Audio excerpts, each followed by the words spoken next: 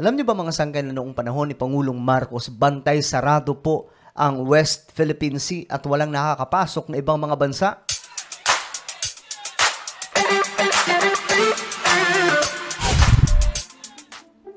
Okay, pag-usapan po natin itong mga sangkay dahil umiinit po yung usapin ng patungkol po sa South China Sea, yung buong area na yan, lalong-lalo na po dito sa ating bakuran na West Philippine Sea. Kasi during Ferdinand E. Marcos, ito po yung naunang Marcos, bago po yung ngayon, yung senior, si Apo Lakay.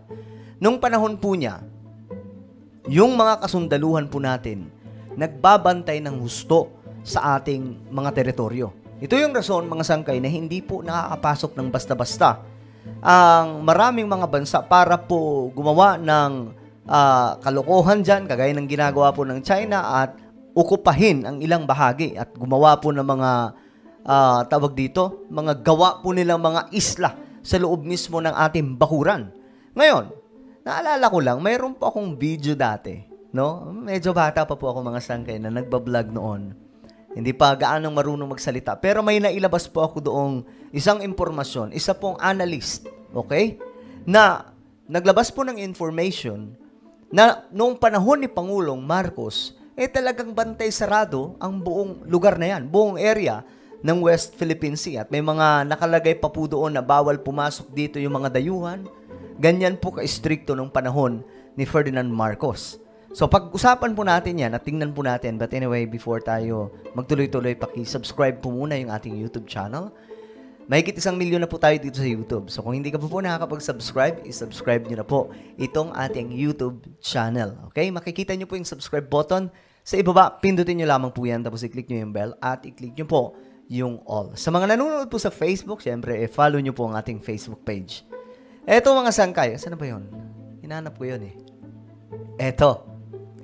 Ito po ay isa po sa mga vlog ko before. Kasi dati, gumagawa po ako ng mga parang short clip o parang documented na mga kasaysayan patungkol po kay Ferdinand Marcos. At isa po ito sa natalakay natin ang patungkol po sa mga isla ng Pilipinas o patungkol po ito sa West Philippine Sea. Paano po prinotektahan ni Pangulong Marcos Sr. ang ating bakuran noon? At ito po ay 4 years ago. Ang tagal na rin pala, no? Matagal na rin pala akong nagbablog, mga sangkay. So, tingnan po natin, mga sangkay. Panoorin po natin. Kasi isa pong analyst dito ang nagsalita patungkol po sa West Philippine Sea na nagpapatunay na kung hindi lamang po talaga napabayaan itong ating teritoryo, di sana wala po nakapasok na China, Vietnam at iba pang mga bansa ngayon. Vietnam ang may pinakamaraming naokupahan sa kalayaan. Walang kamalay-malay itong ating mga kababayan. Okay, pagpasensyahan nyo na yung tsura ko dyan, mga sangkay, kasi 4 years ago na po yan. Hindi pa nga po ako gaano marunong magsalita niyan, mga sangkay.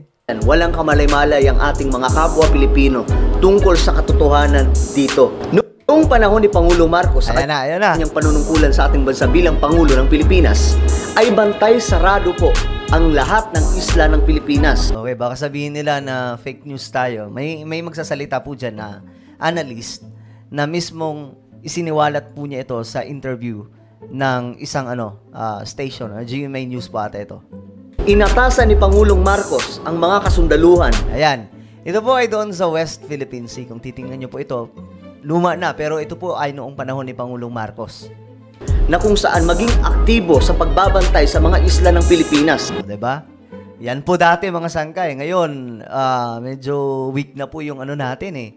Yung, maging honest na lamang po tayo, weak po talaga yung mga kasunduluhan natin sa panahon natin ngayon kasi kulang po sa kagamitan at saka wala po talaga tayong panlaban sa China. Pero, siyempre, may lakas ng loob tayo mga Pilipino. Hindi mawawala yun yung fighting spirit natin. Pero, ulitin ko, hindi na po natin nabantayan itong West Philippine Sea dahilan kung bakit nagsipasukan itong mga dayuhan.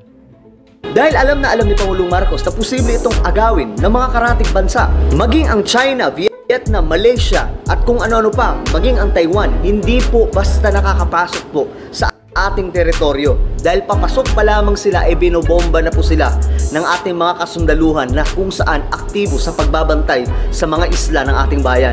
Ito po yan, mga sangkay, mga luma na po no? Mga luma ng mga barko. Ito po yung mga nagbabantay noon aktibo sa pagbabantay sa mga isla ng ating bayan. Noon ni Marcos, wala tayong ginawa ang Navy natin, kundi magpasabog ng mga structure doon. After 1986, after the restoration of democracy, naging abala tayo sa anti-internal politics, na-involve yung military sa kudeta, na-involve yung military sa maraming internal reform issue, nakalimutan natin yan. Habang abala tayo sa restoration of democracy, yung neighbors natin started beefing up their facilities in the area. Diba? Naisip niyo yun mga sangkay? Ang siniraan na... Okay. So, ang sinasabi po niya dito mga sangkay, nitong isang analyst, professor po ata to siya mga sangkay, na nung panahon ni Pangulong Marcos, bantay sarado po yung buong area natin. Lahat po ng mga struktura doon na naisipatayo ng ibang mga bansa, pinapasabog po. Ganyan po tayo kalakas noon. Kayang-kaya po natin gawin yan. Binubomba po yung mga papasok dyan ng, I think, water cannon po yan. At busy po ang kasundaluhan natin sa pagbabantay sa ating bakuran. Pero after po ng EDSA Rebellion noong 1986, naging busy daw po yung mga sundalo natin sa mga kudita, ginamit po ng mga politiko para po sa mga awayan at mga personal agenda nila. Doon nag-umpisa na nagdahan-dahan po nakapenetrate itong mga dayuhan. Itong mga iba't ibang mga bansa na nakapaligid sa ating teritoryo hanggang sa ayon. Nasakop po yan ng nasakop. At ngayon mga sangkay, isa sa aggressive ay ang China. Diba? Nakakalungkot. Beefing up their facilities in the area. Diba? Naisip niyo yun mga sangkay? Ang siniraan na kung saan sinabing wala sa ayos sa Pangulo, yun pala, siya pala ang umaruga sa ating bansa o sa mga isla ng ating bayan. Noong panahon ni Pangulong Marcos, ang China, ang Vietnam, ang Malaysia, ang Taiwan, at kung sino-sino pa, ay hindi po basta-basta nakakapasok sa mga isla ng Pilipinas. Dahil mahigpit ang bilin ni Pangulong Marcos sa kanyang mga kasundaluhan noon na pantayan ang lahat ng isla ng ating bansa. Yun yung dahilan mga sangkay na papasok pa lang ang ilang karatig bayan natin sa ating isla, binubomba na ng mga kasundaluhan natin nung unang panahon. Subalit mga sangkay, nung pagpasok ni Cory Aquino noong 1986, nagbago po ang lahat. Dito po nag-umpisang mapabayaan ang mga isla ng ating bansa. So, paano nangyari na napabayaan mga isla ng ating bansa na kung saan may mga kasundaluhan naman doon na nagbabantay? Naging busy kasi ang lahat sa demokrasyang walang disiplina ni Cory Aquino. Nawala ang mga sundalong nagbabantay sa mga isla ng Pilipinas at ginamit sila sa politika. Ginamit ang mga kasundaluhan na siyang nagbabantay sana sa isla sa mga kodita at ginamit sa mga pansariling kagustuhan ng mga makasariling politiko ng ating bayan. Naging busy ang mga sundalo sa pagprotekta sa kanilang mga politikong sinusuportahan. Ginamit ang mga kasundaluhan nating nagbabantay sa ating mga isla sa politika at dito nabuo at nangyari ang pinakamalaking disgrasya sa mga isla ng Pilipinas. 1995, bigla na lang nagulanta ang ating bayan. Nagulanta sa isang balita na kung saan naagaw na pala ang ilan sa mga isla ng ating bansa. Pinatayuan na ang mga isla ng ating bansa ng Malaysia, Taiwan at Vietnam. Ang Vietnam po ang may lamang po yan mga sangkay, may iba pa pong mga bansa talaga dyan na naka-occupy na po sa may West Philippine Sea or bandang South China Sea. Pinakamaraming nasakop o nakuha sa mga isla ng ating bayan. Vietnam ang may pinakamaraming naokupahan sa kalayaan. So dahil sa pamumulitika, dahil sa sobrang pamumulitika na pabayaan ng mga lider ng ating bansa, ang mga isla na inalagaan ni Pangulong Marcos. Okay, so ayan mga sangkay. Yan po talaga yung totoong kasaysayan yan kung paano po nagsipasukan itong maraming mga bansa. At tingnan nyo to, during Ferdinand E. Marcos. Tingnan po natin to. Ayan. Nakalagay po dito, property of the Republic of the Philippines. Keep out. Sabi po dito ng Philippine Marines. Ganyan po tayo noon mga sangkay. Bantay sarado. Kaya wala pong sumusubok na pasukin yan.